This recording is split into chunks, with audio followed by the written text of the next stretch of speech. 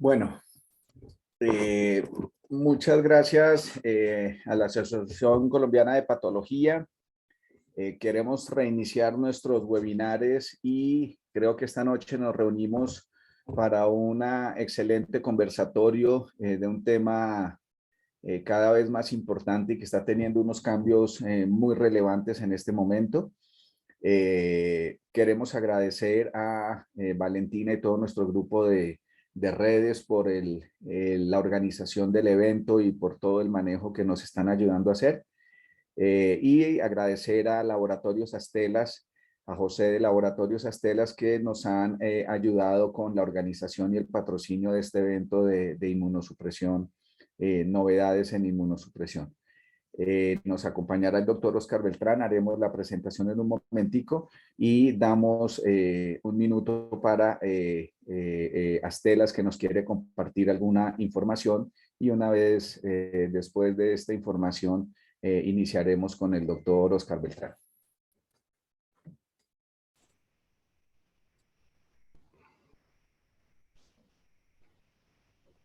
Gracias, doctor. Buenas noches.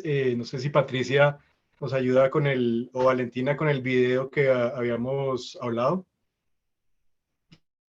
Gracias. Las enfermedades amenazan nuestros sueños, felicidad y la vida de aquellos que más queremos. Cada año, 41 millones de personas en el mundo pierden la vida a causa de las enfermedades no transmisibles como el cáncer, de las cuales el 75% de las muertes se registra en países de ingresos bajos y medios como Colombia. La salud es un derecho fundamental para todos los seres humanos, y preservarla es nuestro principal objetivo. Por ello, llegamos a Colombia a finales de 2016 con el propósito de transformar vidas, brindando salud y esperanza a pacientes y sus familias. Somos una compañía farmacéutica de origen japonés con más de 126 años de trayectoria y presencia en más de 120 naciones. En nuestra zona de LATAM, la cual está compuesta por todos los países de América Latina, sin contar a Brasil, tenemos afiliadas en Colombia y México y una oficina de representación en Argentina. Traemos a Colombia soluciones terapéuticas especializadas y de alto valor agregado para tratar condiciones de salud como cáncer de próstata. Hemos contribuido a que 3.421 pacientes con cáncer de próstata aumentaran su probabilidad de vida. Trasplantes. Hemos aportado a la mejora de la calidad de vida de 29.562 pacientes trasplantados de riñón, corazón y pulmón. Y síndrome de vejiga hiperactiva. Hemos hecho posible que 49.168 pacientes con síndrome de vejiga hiperactiva sigan compartiendo con sus familias. Gracias al trabajo que realizamos en Astelas Pharma Colombia, de la mano con nuestros colaboradores y actores del sector salud, hemos consolidado al país como el centro regional de operaciones de la compañía, donde nuestra cultura llamada The Astelas Way nos impulsa a entregar innovaciones médicas que marcan una diferencia significativa en la calidad de vida de los pacientes. Asimismo, guía nuestro compromiso con la sociedad colombiana, que también se mide por la importancia que le damos al impacto que podemos generar en la comunidad. Impacto positivo que hemos logrado gracias a la ejecución de iniciativas como nuestro voluntariado corporativo Changing Tomorrow Day.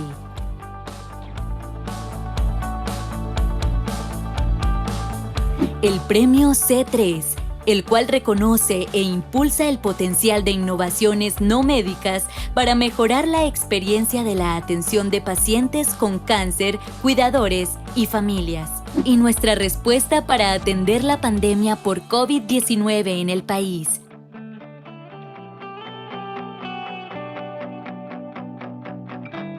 Por esto y más, en Astelas seguiremos enfocados en nuestro rendimiento y futuro al acelerar nuestra transformación en una empresa biofarmacéutica líder en medicina especializada, guiados por la estrategia corporativa durante nuestro viaje hacia el cumplimiento de nuestra visión de transformar la ciencia innovadora en valor para los pacientes, sus familias y la sociedad.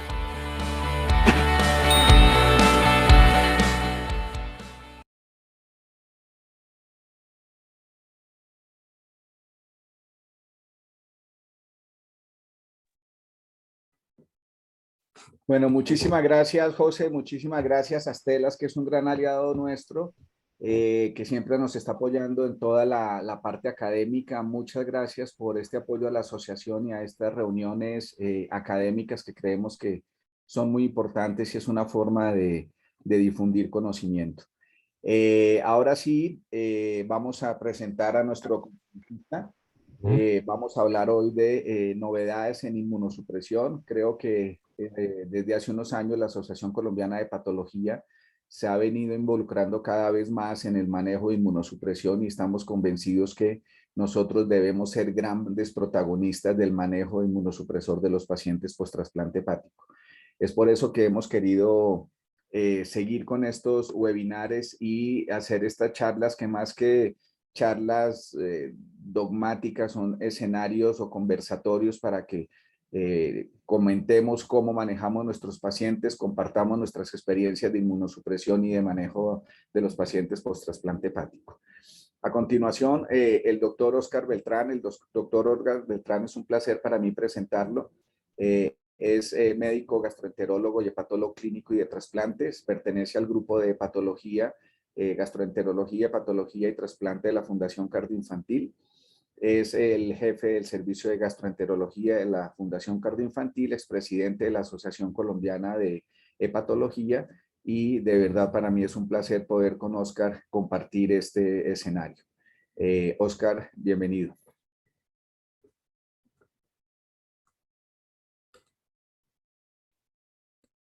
Bueno, muchas gracias, Martín.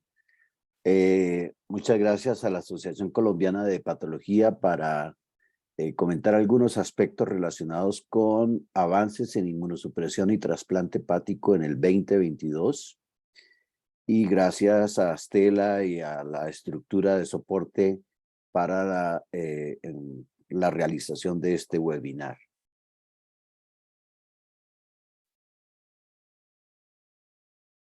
Cuando nosotros, estos son mis conflictos de interés. Recientemente en un webinar que se hizo entre la Asociación Latinoamericana de Hígado y la ILTS, se mostraron algunos datos con relación a qué pasa con el trasplante hepático en Latinoamérica. Y se observa, cuando vemos Colombia, vemos que Brasil realizó en el año 2019 2.177 trasplantes hepáticos de donante cadavérico. Luego sigue Argentina con 463 y después, sorprendentemente, está Colombia con 231 trasplantes, mientras que México hace 213 y Chile hace 145. Y cuando vemos cómo ha cambiado la historia del trasplante hepático, por ejemplo, la mayoría de los países, cuando se compara entre el 2005 y el 2019, todos han mejorado, pero así ha sucedido con Colombia, que pasamos de un trasplante por millón de habitantes de 5.99, pasamos a 8.37 trasplantes por millón de habitantes, siendo 4.63 con relación a donante cadavérico y 2.4 con relación a donante vivo. Es interesante mencionar que de donante vivo, el primer país que hace trasplante de donante vivo es Brasil, como es esperado, que es el que tiene mayor experiencia, pero fíjese que Colombia es el segundo país en Latinoamérica que desarrolla más trasplante con donante vivo. Y si vemos la tasa total en Latinoamérica, vemos acá que hubo una tendencia creciente hasta que nos impactó el COVID a todos los países en el mundo. Pero vemos que hay 5 países que hacen más de 5 trasplantes hepáticos por millón de habitantes: Brasil, Argentina, Chile, Colombia y Uruguay. Mientras que preocupa que estos países hacen menos de un trasplante o 0 trasplante hepático por millón de habitantes, lo cual muestra la diferencia que hay, las divergencias que hay con relación al acceso a la salud en algunos países en Latinoamérica.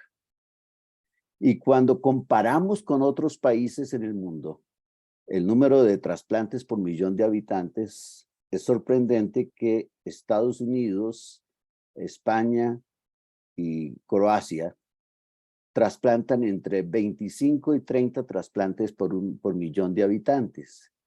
Argentina, Brasil y Chile están por encima de Colombia, aproximadamente ellos están en 10 y Colombia está en 4.06 por millón de habitantes, trasplantes. Hablábamos de 8, pero incluyendo los trasplantes hepáticos con donante vivo.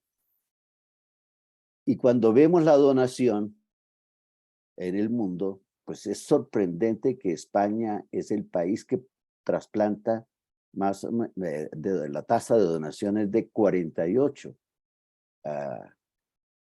órganos por cada millón de habitantes, mientras que Uruguay tiene 22, Argentina tiene 19 y Colombia tiene 8.04 por millón de habitantes. De tal modo que en ese contexto tenemos una gran tarea en mejorar la donación en nuestros países. ¿Qué ha pasado recientemente? Pues la Biblia de nosotros sigue siendo estas recomendaciones de transplantation en el 2017 con relación a la inmunosupresión, pero han aparecido nuevas guías en Asia, en Reino Unido, en Italia, que es en esencia lo que vamos a comentar hoy. Cuando miramos los inmunosupresores en Estados Unidos y en Europa, hay una gran diferencia. Los calcineurínicos siguen siendo el pilar fundamental del tratamiento, pero sorpréndanse que es claro que el 90% de los pacientes reciben tacrolimus, mientras que un porcentaje muy mínimo reciben ciclosporina. Hay un aumento creciente del micofenolato, mientras que hay un decremento del uso de la satioprina y los inhibidores mTOR, particularmente el everolimus, no se usa tanto en Estados Unidos y ya hay conciencia de que hay que disminuir tempranamente los esteroides en el manejo de los pacientes con trasplante de órgano sólido, mientras que en Europa hay una tendencia un poco diferente y es que en general desde los 30 días o aún a 15 días introducen tempranamente los inhibidores de mTOR como el everolimus. ¿Qué ha pasado con relación recientemente a los criterios de asignación de órganos? En el año 2002, el MEL reemplazó al CHILD. En el año 2008, después de una publicación en el New England Journal, y se introdujo el melsodio, que en este momento está en el proceso de aceptación en Colombia. Y el año pasado, el doctor King, que fue el mismo que creó el melsodio, plantea un nuevo criterio de asignación en órganos que es el MEL 3.0, que básicamente hace 3 cambios. Uno, incluye la albúmina y incluye el sexo en los criterios de asignación, porque indudablemente las mujeres están siendo subvaloradas en los criterios de asignación por su masa muscular, que se traduce en el reflejo de la creatinina. Y el otro elemento que introduce es que desciende la creatinina de 4 a 3, tratando de desestimular el aumento en los trasplantes de donante hígado-riñón con relación al deterioro que hay con otros grupos de pacientes con otras enfermedades hepáticas crónicas. Y además le da un poco más de valor en el coeficiente a la bilirrubina, que hace que probablemente se vean más favorecidas las enfermedades colestásicas. Otra circunstancia que está al orden del día es, sobre todo con la publicación el año pasado en Transplantation de las guías de la Asociación Española de Trasplante Hepático, las nuevas indicaciones de trasplante hepático. En primer lugar, la hepatitis alcohólica, reconociendo que si un paciente con hepatitis alcohólica, se inician los esteroides y el índice de Lidl no responde después de 7 días, estos pacientes tienen un chance de morirse del 80%. Se ha planteado algunas estrategias de trasplante hepático en este grupo, pero es muy discutible porque en general estos pacientes tienen una alta tasa de recurrencia al alcohol post-trasplante, aunque en general va con la vía de que tal vez el criterio de 6 meses pueda no ser objetivamente un criterio de estratificación a los pacientes con antecedentes de ingesta de alcohol, pero señala de todos modos que probablemente los pacientes importan más el criterio psicológico, el soporte social y familiar que otras circunstancias. Esta es un criterio que no ha sido aceptado plenamente por la mayoría de las sociedades. El otro criterio que también es controversial es el trasplante en los pacientes con falla hepática crónica agudizada, que en general se plantea que si no se hace el trasplante a este grupo de pacientes, probablemente se mueren más del 80%, pero si se trasplantan tienen la misma sobrevida que un paciente que tiene una falla hepática crónica agudizada con 1 o 2 órganos a lo sumo, y en general, aún con los pacientes que no están con falla hepática crónica agudizada. Ese es otro criterio que todavía está muy discutible, pero se cree hoy que probablemente esos pacientes con algunos criterios de selección, que no esté con tratamiento vasopresor, que no esté soportado ventilatoriamente, probablemente se pueden beneficiar de esta nueva propuesta de indicación para trasplante hepático. Y también la Sociedad Española acaba de publicar unas propuestas de incluir en el trasplante hepático a los pacientes que tienen metástasis por cáncer de colon, particularmente cuando hay una lesión menor de 5 centímetros, cuando ya tiene tratado la lesión en el cáncer de colon y aparece esta metástasis en el hígado por encima del menor de 5 centímetros con una antígeno carcinoembrionario menor de 8 y que probablemente no se le pueda hacer resección. El grupo de Toronto ya tiene un protocolo andando de manejo de estos pacientes. También es una indicación que está en ensayos y es cuestionable y probablemente en nuestros países todavía no es dada.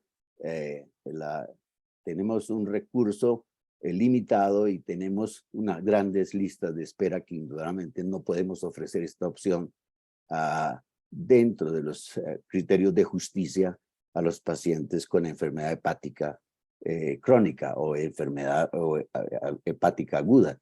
Y el otro criterio que se ha planteado es el del manejo del colangiocarcinoma con trasplante hepático, que tradicionalmente ha sido contraindicado, pero que se observa en algunos casos cuando tenemos un explante en que tiene colangiocarcinoma como un hallazgo incidental, que algunos de estos pacientes tienen una sobrevida aceptable, por lo menos por encima de 50% a 5 años, mostrando que no es un trasplante fútil, pero todavía también es algo que está en discusión y que no ha sido aceptado completamente. Cuando hablamos de la respuesta inmune en los pacientes trasplantados, ya Stars había dicho en 1969 que en general cuando se le pone un órgano a un receptor, los linfocitos del donante pasan al receptor, llegan a los centros linfáticos y se produce un un quimerismo que hace que a largo plazo ese proceso dinámico termine en una tolerancia inmunológica. ¿Qué sucede cuando yo uso un inmunosupresor, múltiples medicamentos inmunosupresores y una alta inmunosupresión? Que probablemente no le doy el espacio a ese sistema inmune para que se ponga en contacto con esos antígenos del donante y se permita una activación, un desgaste y desaparición de ese sistema, de ese reconocimiento inmune. Y entonces, cuando se suspende la inmunosupresión después de varios años, esos linfocitos que no se han expuesto por excesiva inmunosupresión al reconocimiento de los antígenos, aparecen y producen un daño, hacen una recuperación clonal y aparecen y dañan el órgano. Ello es lo que se ha llamado la teoría de Hiroshima. ¿Por qué?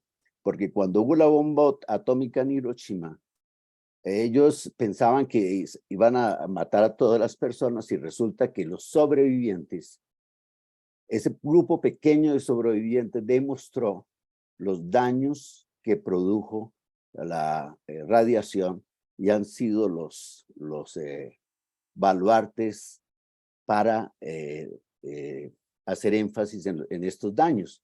Es decir, ese pequeño grupo de personas son los que han hecho más énfasis en los daños de la radiación y por eso se llama la teoría de Hiroshima. Pero como esto es un proceso dinámico, si usted, por ejemplo, usa una inmunosupresión mínima o si expone en el caso de donantes vivos, trasplante con donante vivo, expone con linfocitos del donante al receptor, parece que permite un reconocimiento antigénico controlado y hace que cuando se suspenda la inmunosupresión, ese proceso controlado permite que haya una cierta tolerancia inmunogénica, de tal modo que no hay un rechazo crónico. Lo asimilan a que los soldados del Vaticano, que son escasos, pero que permiten esos escasos soldados permiten controlar la mayoría de las cosas y entonces hablan que los linfocitos del donante con los linfocitos del receptor viven juntos y se llama la teoría del Vaticano, simplemente para hacer énfasis en que probablemente este proceso controlado de reconocimiento inmunogénico pueda favorecer a largo plazo la tolerancia. En ese contexto, entonces, decimos que la inmunosupresión es el eje que en cada desenlace, tanto desde el contexto como factores inmunológicos que llevan pues al daño tanto del hígado como el riñón, el contexto de los trasplantes, y hay diferentes factores no inmunológicos que pueden producir también el deterioro de estos órganos.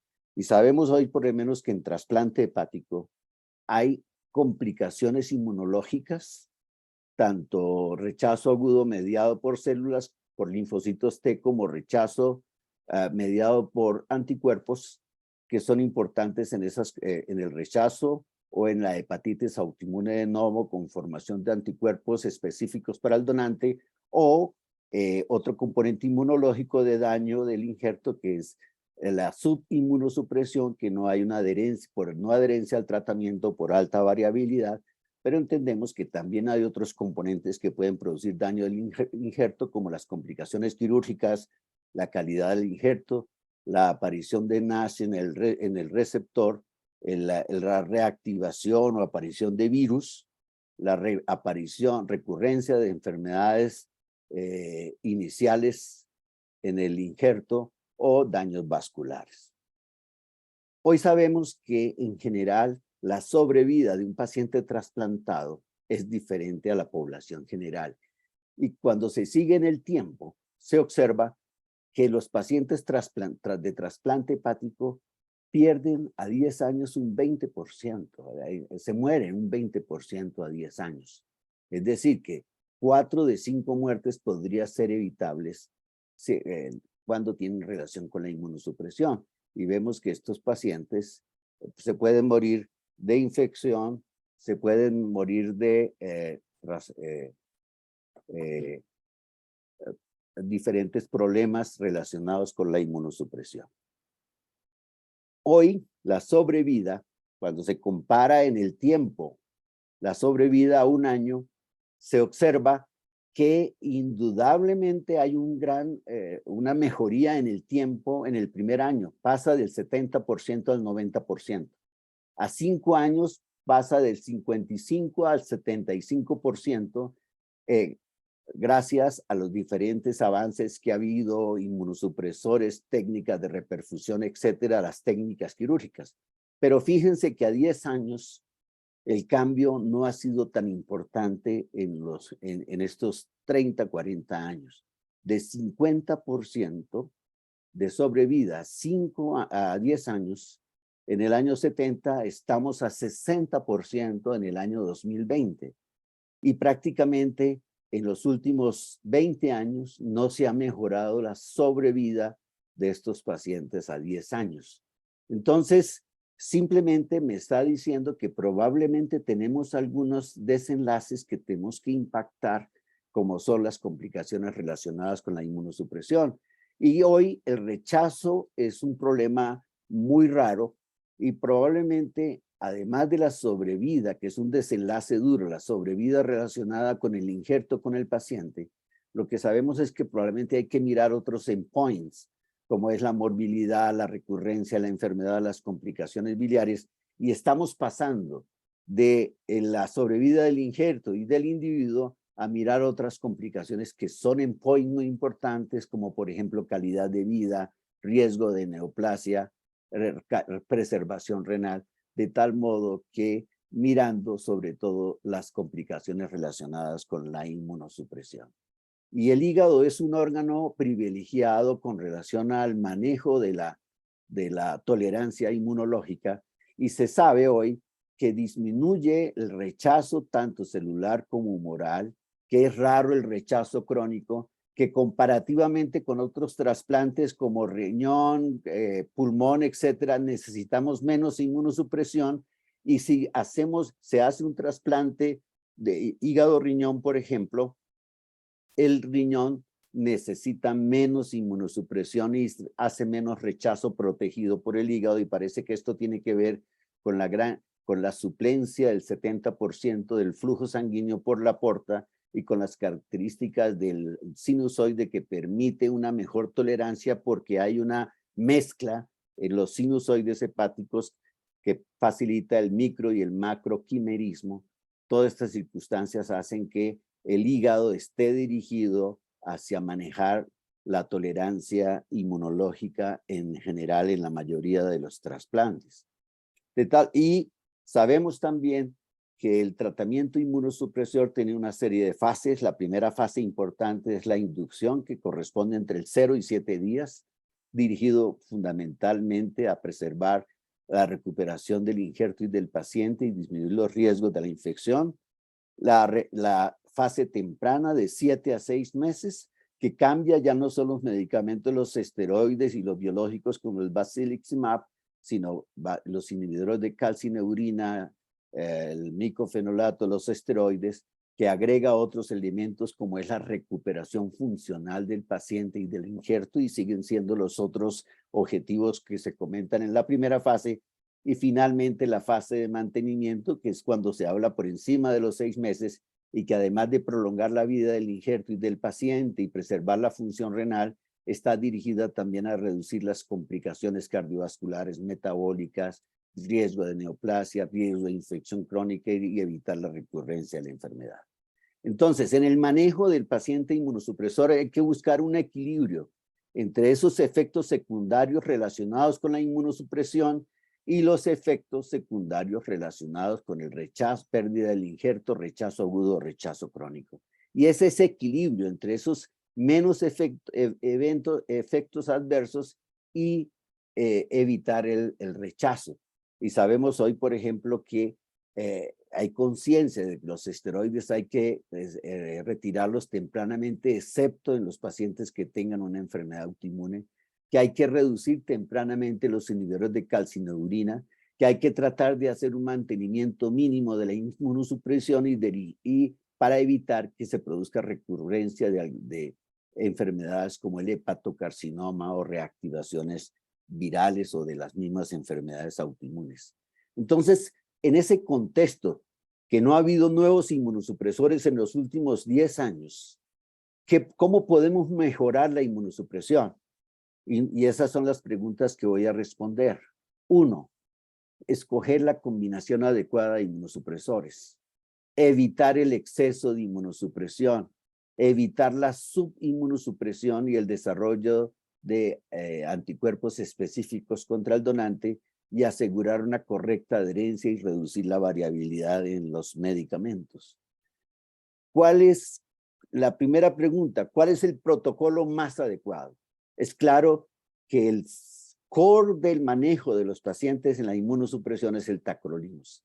Y estudios metaanálisis han mostrado, por lo menos publicado en el año 2017 de Cochrane, que cuando se compara tacrolimus con sirolimus, la mortalidad es mayor con el sirolimus, que es un inhibidor mTOR, que con relación al tacrolimus con ciclosporina es mayor la tasa de retrasplante cuando se usa ciclosporina. Y este metaanálisis ya viejo, pero el mejor, con 16 estudios, muestra que el tacrolimus es superior a la ciclosporina en rechazo agudo, pérdida del injerto y mortalidad, que probablemente el único problema que tiene es que el tacrolimus tiene 15 veces más chance de desarrollar diabetes que la ciclosporina, pero es 100 veces más potente que la ciclosporina. Y si el standard of care es el tacrolimus, tristemente no podemos decir que el tacrolimus sería el one size fits all, es decir, que con eso es suficiente para todo. Lamentablemente no. Y tenemos diferentes perfiles. Por ejemplo, tenemos pacientes trasplantados mayores de 60 años con un MEL muy elevado, desnutridos, con críticos en que esos pacientes probablemente tenemos que usar una muy baja inmunosupresión. Pacientes con alto riesgo de rechazo, como enfermedades autoinmunes o retrasplante por rechazo crónico, o jóvenes con muy buena función hepática, en que esos tenemos que usar una inmunosupresión un poco con niveles de tacrolimus más elevados cuando estamos con este inmunosupresor. O que, por ejemplo, si tiene una disfunción renal, ese paciente tenemos que usar minimización de los inhibidores de calcineurina, igual si tienen diabetes, hipertensión, un MEL elevado, para proteger el riñón. Hoy las estrategias para proteger el riñón son básicamente 3: o retardar el inicio de los inhibidores de calcineurina, o usar dosis menores con micofenolato o con inhibidores de mTOR como el everolimus. Cuarto, si este paciente tiene una complicación metabólica, pues probablemente tendremos que mirar y usar combinaciones en que el soporte pueda ser el micofenolato o el everolimus y usar menores dosis de inhibidores de calcineurina, y probablemente, si la diabetes no es fácil de controlar, pasar del tacrolimus a la ciclosporina. O finalmente, si el paciente tiene un riesgo tumoral, tendremos que usar niveles muy bajos, como lo vamos a explicar ahora, o si tiene una cirrosis alcohólica, estos pacientes tienen más chance de hacer cáncer orofaringio y de cabeza y cuello. El segundo punto, la segunda pregunta que nos hacemos es, ¿cómo evitamos el exceso? ¿Por qué hay que evitar el exceso de la inmunosupresión? Y este estudio del doctor Rodríguez Perálvarez, publicado este año, él hizo un estudio de casos y controles y estratificó a los pacientes con relación a la exposición a los niveles de tacrolimus y los dividió en 4 grupos. Aquellos muy altamente expuestos son los que en el primer mes se manejan con niveles de 10 nanogramos por mililitro y después con 8 nanogramos por mililitro. Los convencionales son los que en el primer mes se manejan entre 7 y 10 y después de 6 a 8, a 12 meses. El otro grupo es el de la minimización, que en el primer mes se usan entre 4 y 6 niveles de tacrolimus y después de entre 3 y 5. Y el de la agresiva minimización es los que se usan el primer mes menos de 4 nanogramos por mililitro y después 3 nanogramos por mililitro. Y lo que se observa es que en el grupo que tiene exposición convencional o alta exposición, sobre todo en el de alta exposición con relación a la cantidad de dosis de tacrolimus que recibe por día, estos pacientes sustancialmente aumenta el riesgo a los 3 meses y el riesgo a los 12 meses de cáncer, tanto recurrencia del hepatocarcinoma, cáncer de colon, cáncer no melanoma de piel y cáncer de pulmón. De tal modo que insiste en que probablemente en ese contexto nosotros tenemos que ir migrando hacia la minimización.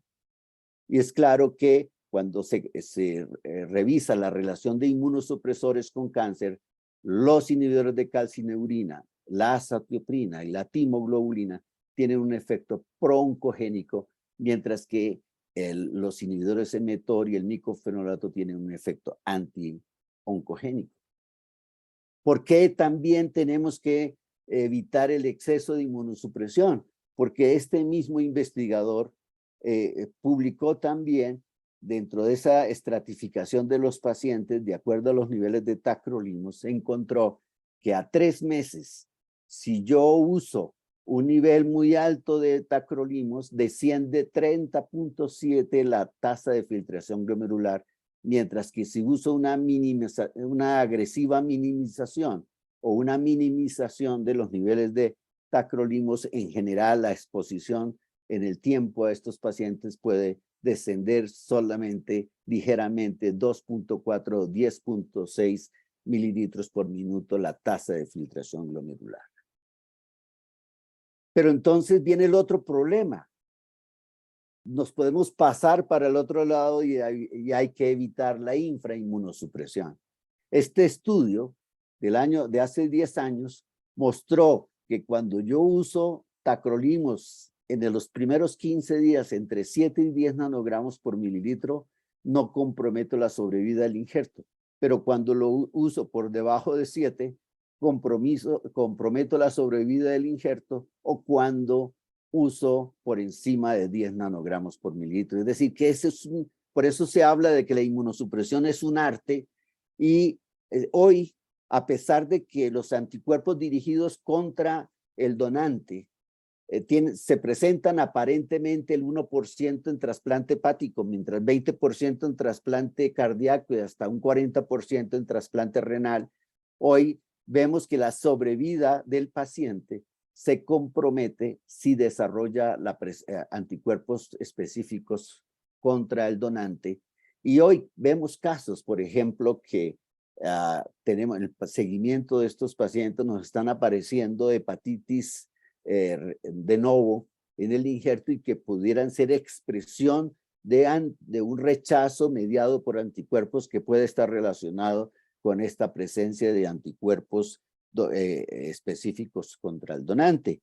Y es claro que todavía no sabemos cuál es el rol que juegan en los pacientes post-trasplante hepático. Sabemos que, por ejemplo, el antecedente de un trasplante previo, una transfusión de sangre masiva, mujeres con embarazo previo, un MEL alto, una historia de autoinmunidad, en general favorece la formación de anticuerpos de donante específico.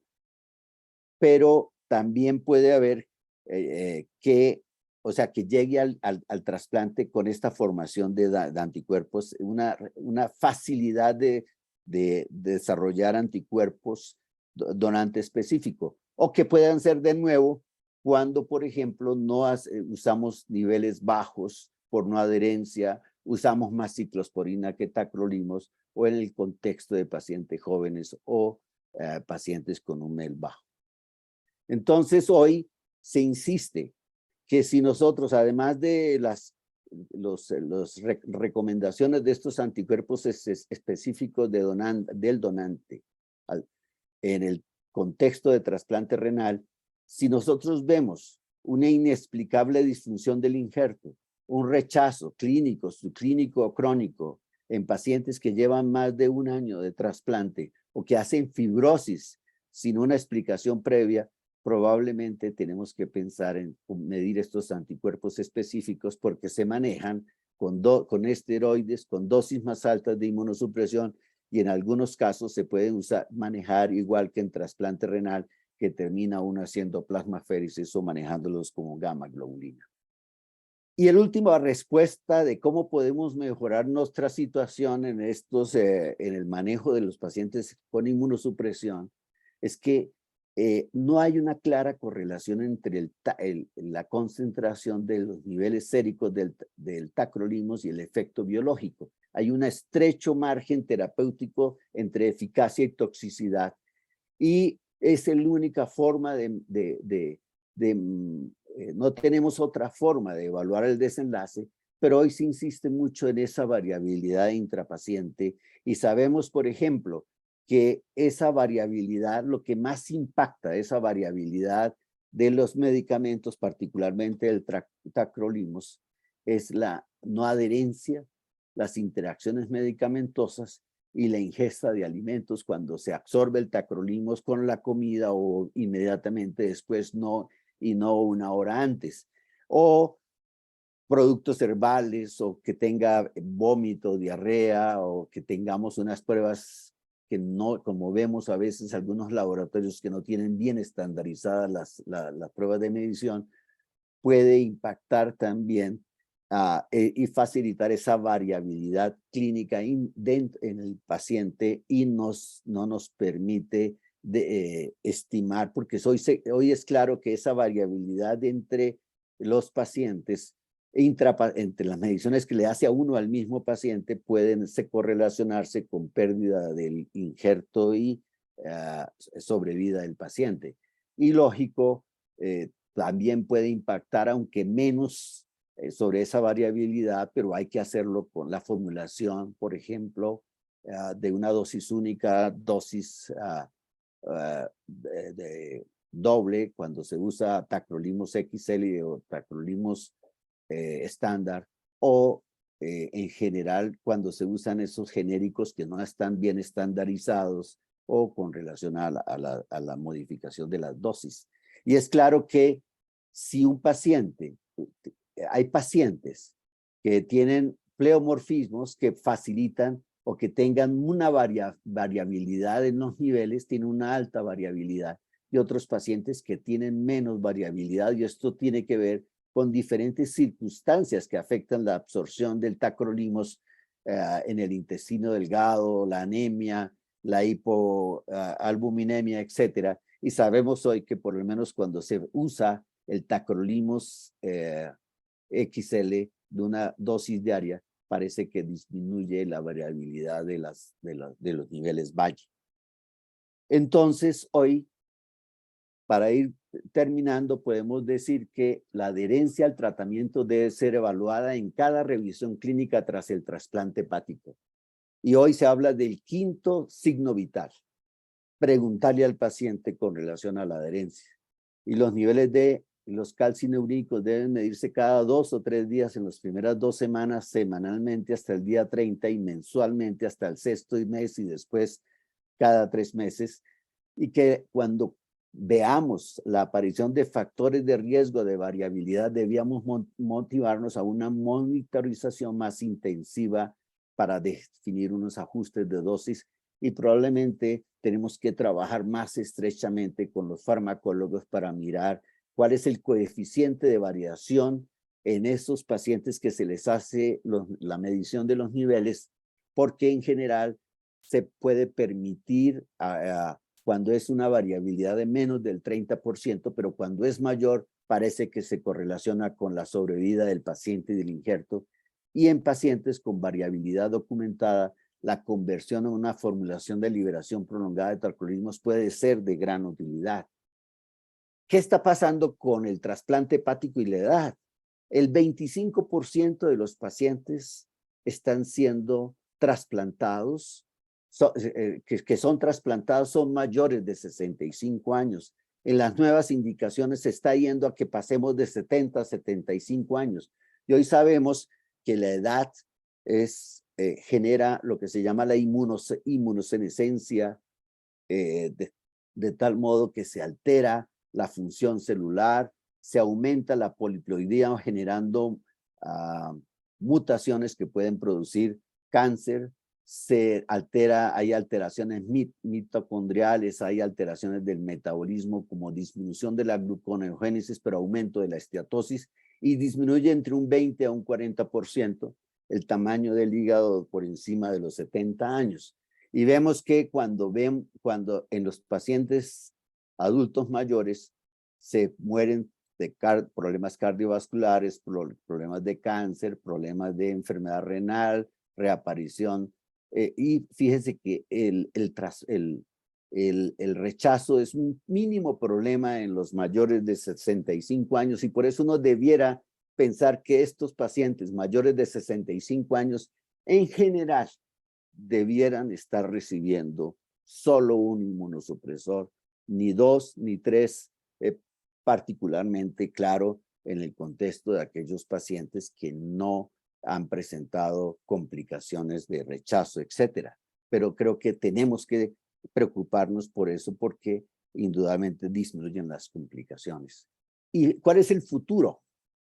Pues en esta conferencia del doctor Sánchez Puello, que trabaja en el King College, que fue presentada ahora en España en el Congreso de la Sociedad de Trasplante, se ve que hasta un 20% de los receptores adultos hepáticos podrían manejarse sin inmunosupresión. Nosotros tenemos algunos pacientes, muy pocos, pero ha sido más tolerancia operacional por el paciente.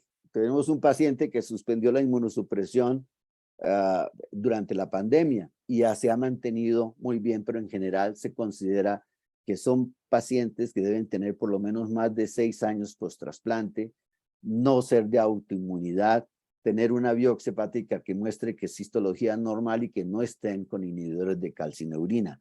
En general, esa es una estrategia a largo plazo y que probablemente si nosotros no inmunosuprimimos tanto a los pacientes, como lo mencionaba al principio, podemos facilitar ese retiro de la inmunosupresión.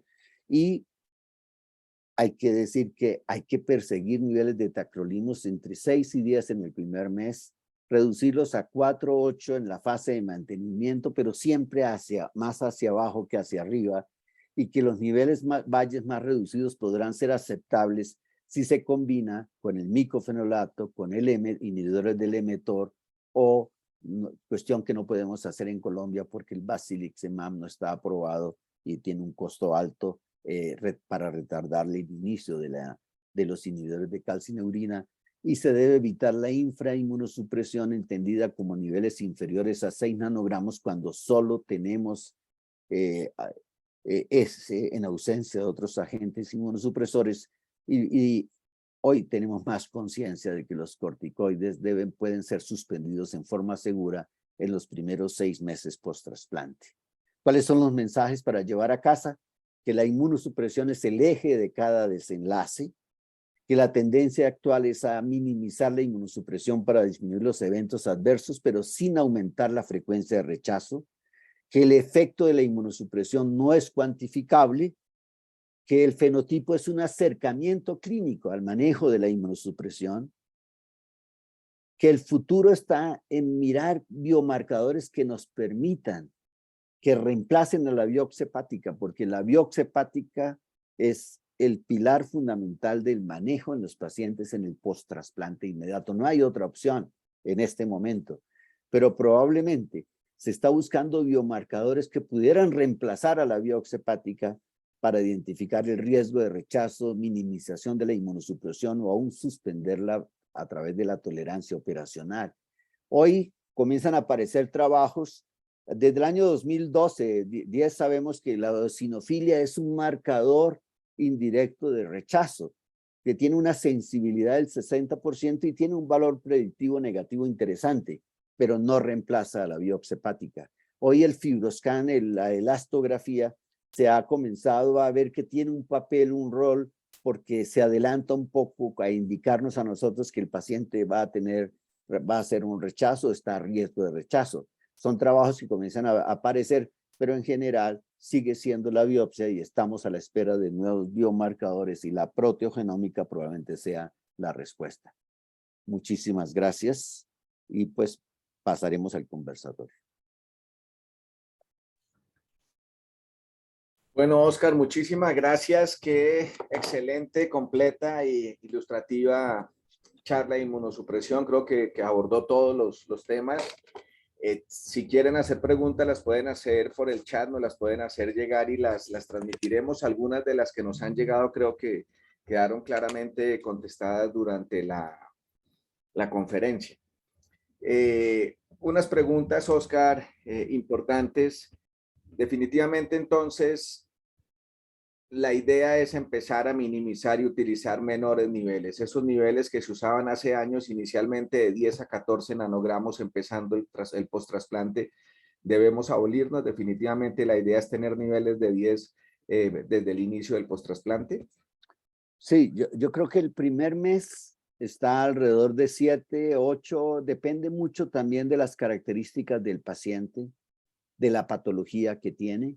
Si es enfermedad autoinmune, probablemente tenemos que tener tendencia a manejar niveles más altos, pero yo creo que es entre 7 y 10, y fíjese que el impacto que tiene el primer mes, sobre todo en la preservación de la función renal. Entonces, fíjese que sí, que el impacto que tiene retardar 5 días iniciar el inmunosupresor sobre estos desenlaces. Entonces, yo creo que es importante eso y indudablemente después, bueno, ya hoy hasta los esquemas están manejando el esquema de inmunosupresión en el post-trasplante inmediato, está del año 2018 para acá, cambió también. Entonces, en general, la idea es minimización de la inmunosupresión.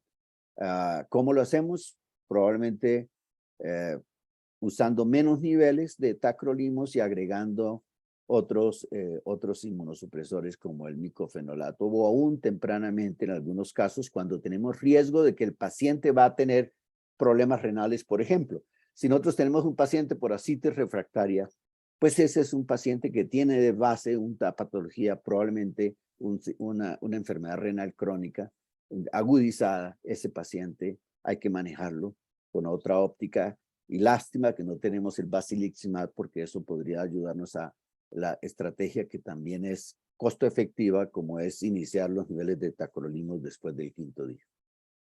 Exacto. Ligado a esto, otra pregunta. Definitivamente la inmunosupresión no empieza después del trasplante. Oyendo eso, debemos empezarla desde el pretrasplante y podemos empezar a personalizar esa inmunosupresión. Es diferente el paciente que llega con un riñón golpeado, que ha hecho hepatorrenal, que tenemos un deterioro de función renal, al paciente que no llega con este compromiso. Es diferente el paciente que nos llega con autoinmunidad joven que el paciente que es de mayor edad. Debemos empezar ya a utilizar esto para definir cómo va a ir siendo la inmunosupresión y qué elegimos de inicio y cómo lo manejamos. Es correcto, el core es el tacrolimus, indudablemente, porque es potente, disminuye el chance de rechazo, etcétera, es el core. Pero todas estas circunstancias nos tienen que hacer que es en ese contexto de ese fenotipo del paciente. El paciente crítico, por ejemplo, es un paciente que probablemente tiene, y generalmente es crítico, puede tener compromiso renal, etcétera. Esos pacientes tenemos que comenzar el tacrolimus con micofenolato casi siempre, dado que la everolimus, como tiene problemas de cicatrización, no se recomienda que se inicie tan temprano y que se inicie en general después del primer mes, aunque algunos grupos lo usan después de los 15 días, pero es después del primer mes hacer el esfuerzo por minimizar la inmunosupresión. Hay una cosa muy interesante ahora que está pasando en trasplante, y es que estamos trasplantando más viejos, ¿sí? Mayores de 65 años, como decíamos, y estamos recibiendo receptores mucho más adultos mayores, ¿sí? Ahora hay donantes que van hasta los 80 años. Entonces, todas esas circunstancias, aunque esto parece tener más valor en el trasplante renal que en el trasplante hepático, pero sigue siendo, con todas estas características que hablábamos de lo que pasa con la edad en el hígado, probablemente estos pacientes también tenemos que bajar la inmunosupresión, usar la inmunosupresión con niveles más rápidos y pasarnos a un solo inmunosupresor más tempranamente. Hay índices que se han utilizado el índice de riesgo del donante, que tiene en cuenta la edad, algunas características del receptor, del donante, que nos pueden ayudar a estimar la sobrevida de ese órgano en un receptor. Entonces, más añosos los receptores y más añosos los donantes, y eso tiene que impactar también en la minimización de la inmunosupresión, claro, en el contexto de los fenotipos que estábamos comentando. En ese orden de ideas, ¿qué espacio cree usted que le queda a la ciclosporina, sabiendo que el tacro es 100 veces más potente y como usted dijo es el core? ¿Queda algún grupo de pacientes, ejemplo los diabéticos, hipertensos, que deberíamos pensar más en ciclosporina que en tacro? ¿O definitivamente tacro y regresamos a ciclosporina según evolución? Sí, yo creo que el problema de la ciclosporina es, bueno, ahora tenemos una ciclosporina de mejor calidad que se absorbe mejor, pero yo creo que la ciclosporina queda ahí como un recurso. Que haya, o sea, la ciclosporina podría ser como ese apoyo en el contexto de ese paciente que, por ejemplo, es diabético, que no podemos manejar adecuadamente con las terapias de diabetes post-trasplante, y probablemente un recurso puede ser la ciclosporina. Algunos han pensado, el grupo, los alemanes, por ejemplo, usan mucho la ciclosporina en los pacientes post-hepatocarcinoma, porque como es un menor inmunosupresor, podría tener alguna utilidad. Podemos usar la ciclosporina, en algunos casos la hemos usado, por ejemplo, en pacientes que hacen neurotoxicidad al tacrolimus. Podría ser un nicho pero pues 90% usamos tacrolimus, 10% ciclosporina. Bueno, una pregunta, voy a tratar de resumir 2 o 3 preguntas que tenemos. Definitivamente, ¿cuáles cree usted que son las ventajas del tacro de liberación prolongada, el XL, sobre el estándar? ¿Cuándo debemos convertir de estándar a XL? ¿Y cómo haría usted esa conversión? ¿Cómo sugiere? ¿Es equivalente dosis o hay alguna dosis que usted diga es mejor empezar con un poco más y ir ajustando? Sí, yo creo que es realmente en el paciente que tiene una gran variabilidad en la medición de los niveles y que no se traduce en alteración del perfil hepático. Ese paciente que tiene una gran variabilidad, le está diciendo a uno con el tacrolimus 2 veces al día estándar, le está diciendo que probablemente ese es un paciente que puede ir a migrar al tacrolimus XL. Es claro que en esa cantidad de medicamentos que reciben los pacientes, el mayor aporte que hace el tacrolimus de liberación lenta es la adherencia, ¿sí? Y la mayoría de los problemas de variabilidad están relacionados con adherencia. Y es en ese contexto que aporta mucho el tacrolimus de liberación lenta. ¿Cómo hacer el cambio? En general, estudios han mostrado que probablemente tiene que ser entre un 8 y un 20% más alta la dosis con relación a la que el paciente recibe dosis estándar. Hay 2 tipos de tacrolimus.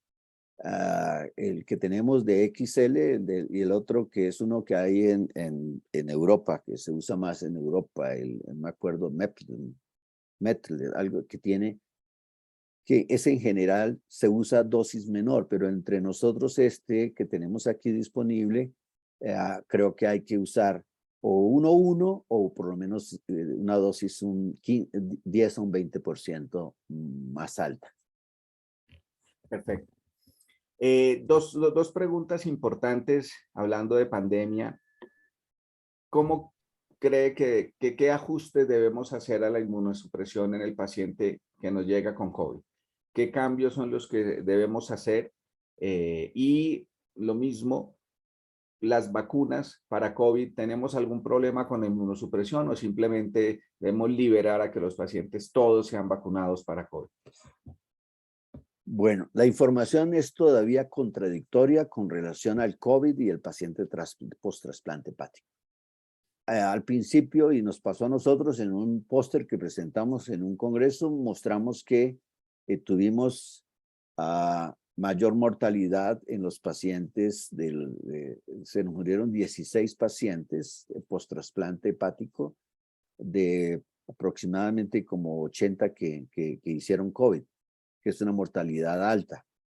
Pero en estudios de metaanálisis, un metaanálisis reciente publicado ahora en Journal of Hepatology muestra que parece que no aumenta la mortalidad en los pacientes post-trasplante hepático.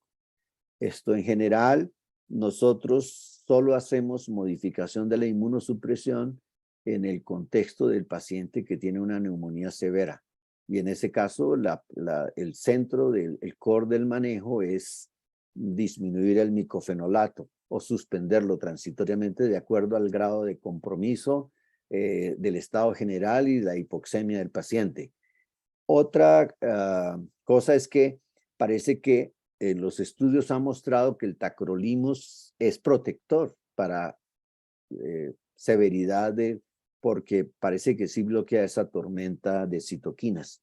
Pero pues en general lo que hacemos nosotros, si es leve, no hacemos ninguna modificación. Y con relación a las vacunas, pues los estudios han mostrado que el factor que impacta la formación de anticuerpos neutralizantes en las vacunas es el uso del micofenolato. Y sobre todo cuando se usa micofenolato a dosis por encima 1000 o más de 1000.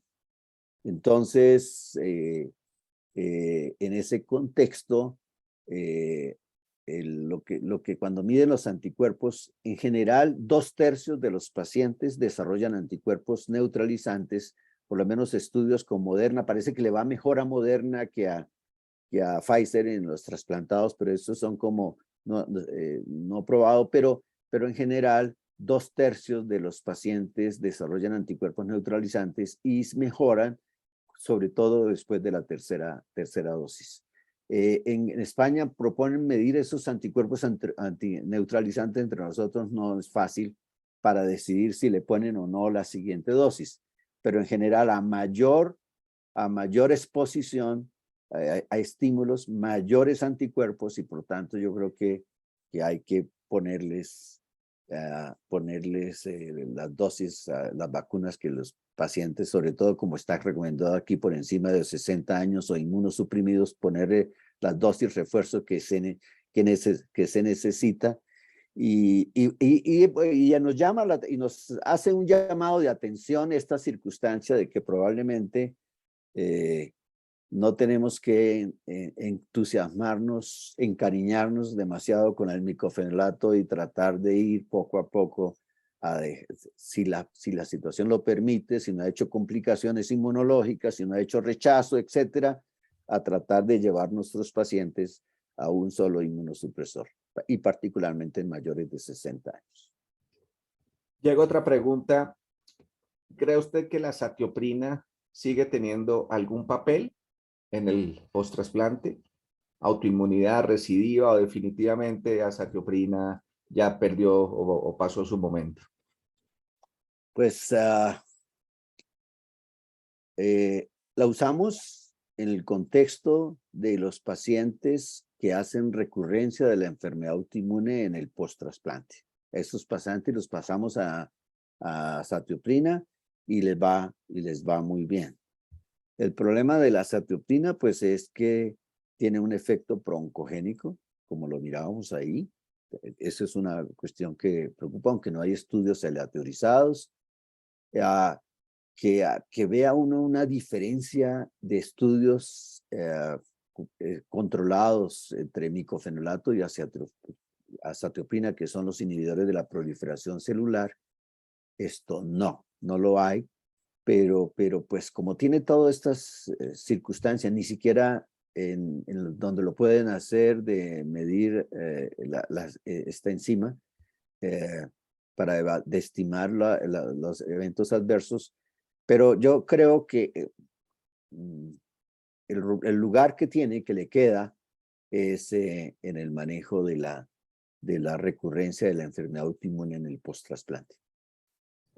Perfecto, bueno, completamos una hora. La idea de estos webinars es que hagamos en una hora una muy buena revisión, una muy buena sesión de preguntas y no irnos mucho para que en formatos de una hora la gente sea adherente y nos acompañe.